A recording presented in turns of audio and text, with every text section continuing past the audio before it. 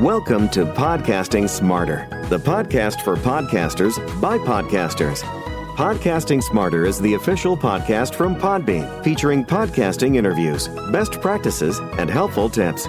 We're here to give you the tools, resources, product updates, and news to help you get started podcasting and keep your podcast growing.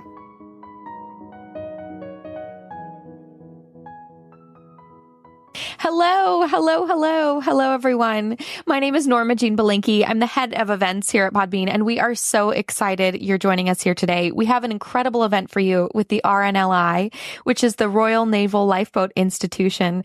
And we've got some really fun guests to talk to you about the RNLI and the really amazing podcast that they've created. So I'm going to read our brief intro and then we'll get started.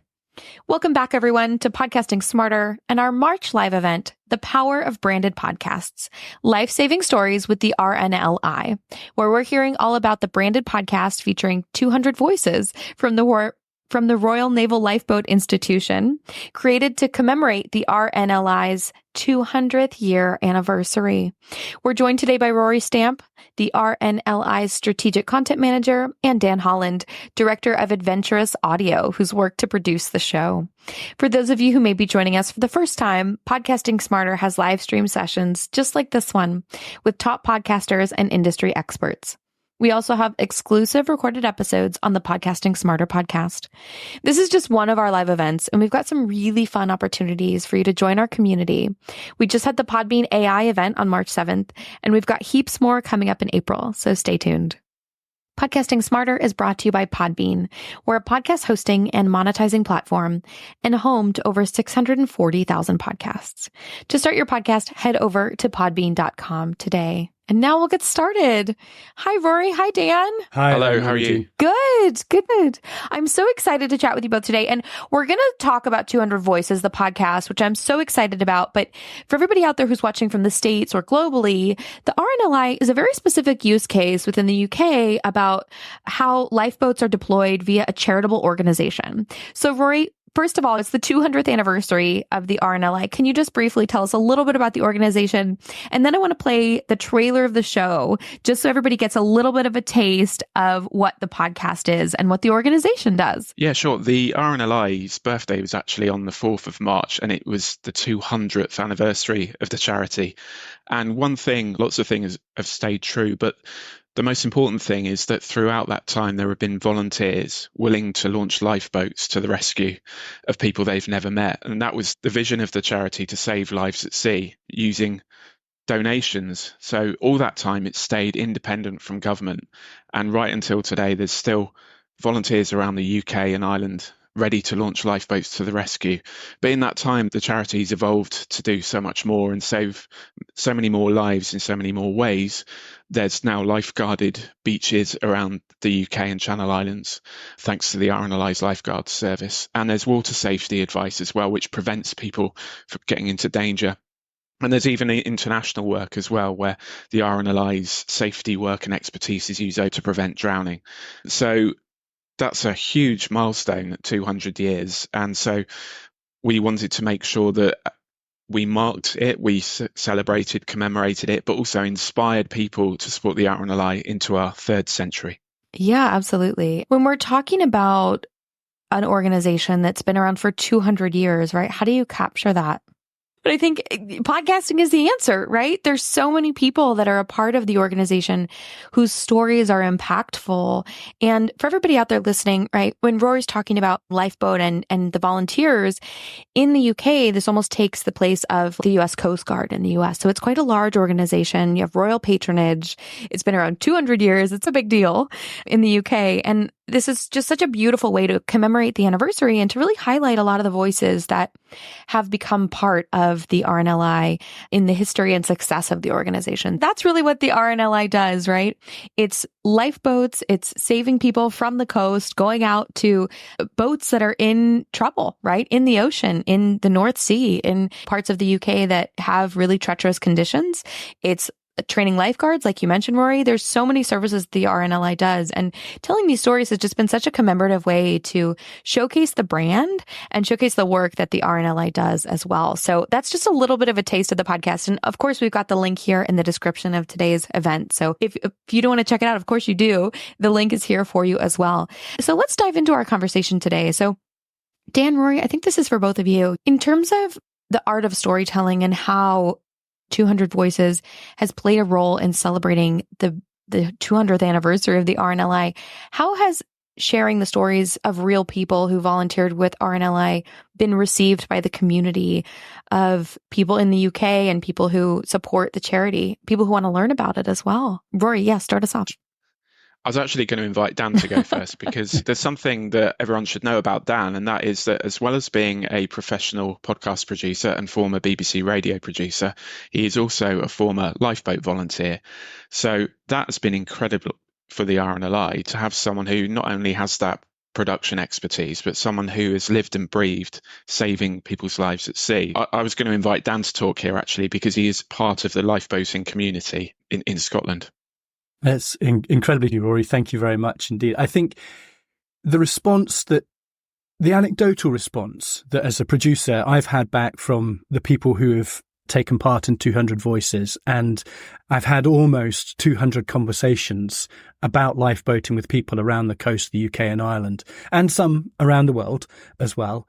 Some of the stories have come from the RNLI's archive, but when I've sat down with people in this sort of forum and had a conversation with them about how the RNLI has changed or affected their lives, how has it enhanced their life or their families, or how have they been able to have a family that at one moment in time they never thought they would be able to have, or the mother who has her children back, who she saw their hands slowly sinking underneath the surface of the water until the lifeboat came round the point and it pulled her children out from the water. When you have that storytelling that is that powerful, told in the first person, in someone's own words, I defy anyone really to say that is incredibly powerful. The RNLI is about its people.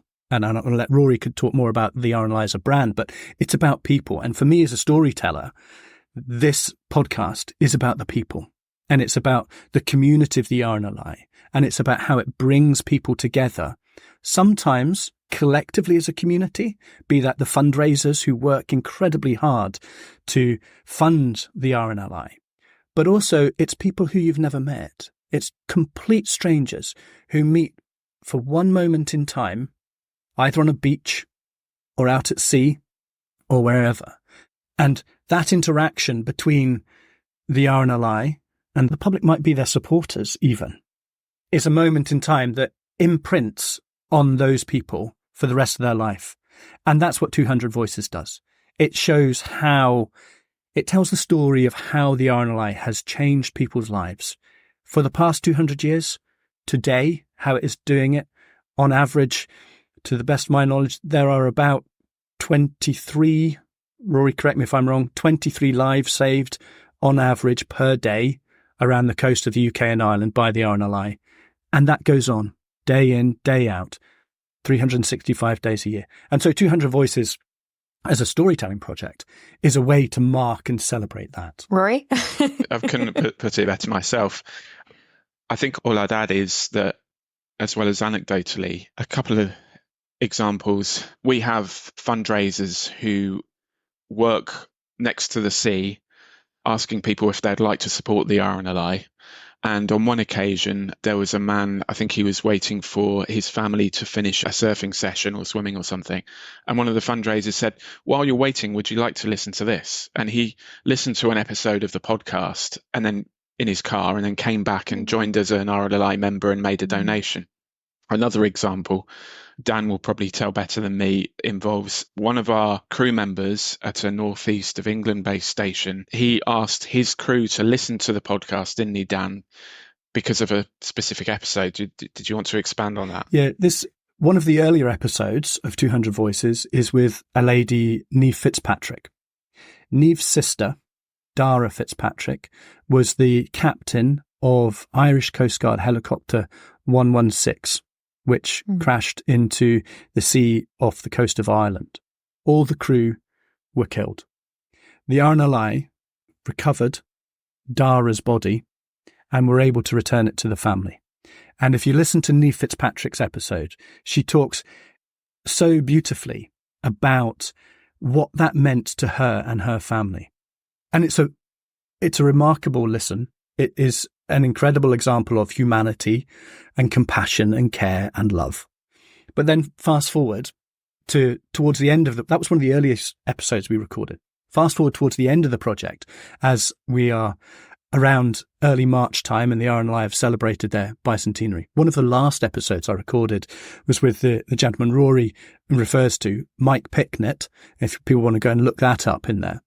Mike had heard this story, and of course, an awful lot of what the RNLI does and celebrates, or what people celebrate about the RNLI, is that is the successes of recovering people, returning them to their families, bringing people back alive. But in this case, that wasn't possible. And it should be recognised that sometimes that is the outcome of the rescues. But Mike said to all of his volunteers, go and listen to this. Because when we go to sea, if we don't have the positive outcome, this still makes an impact. What we do still has an impact on people back on shore, family members and friends. And for me as a storyteller, that's when this podcast has really come alive, because there are 200 standalone amazing stories. But when the podcast itself is starting to affect change elsewhere and get other people to think about, well, how could I apply what I heard from someone else to what I do or everything else? That's to me when it adds another layer it's another dimension to this incredible storytelling. Yeah, absolutely. Absolutely. And when we're talking about telling the stories behind a brand, the humanity that comes forward, especially because the RNLI as a charitable organization is so purpose-driven, right? It's a life-saving organization, literally. Right? So it's something where, when you're talking about those kind of stories of the people that make up the RNLI, and when you're talking about sharing the story of the brand, podcasting makes so much sense, right? You're going to hear the emotion in someone's voice.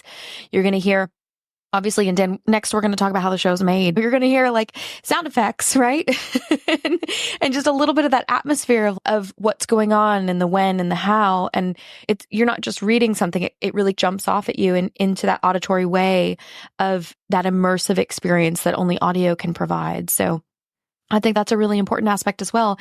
And the great thing about a podcast is that it's so shareable, right? And like you've mentioned, it's creating change within the organization. So from episode 1 to episode 200, you already have that change and it's showing up and you're able to see it and see the impact of the podcast within the organization. And it's also just such a really beautiful way to commemorate the anniversary. And I think just sharing 200 different voices, because it's such a large organization and there's so many things that you do. And like you mentioned, not every story has a happy ending. You hope that it does, but sometimes it doesn't. But just to share that purpose of it is translatable. And I think that also furthers the mission of the organization as well. Thank you so much for joining us for this episode of Podcasting Smarter. If you have any podcasting questions or want to get in touch, send us an email at podcastingsmarter@podbean.com. Thanks so much and happy podcasting.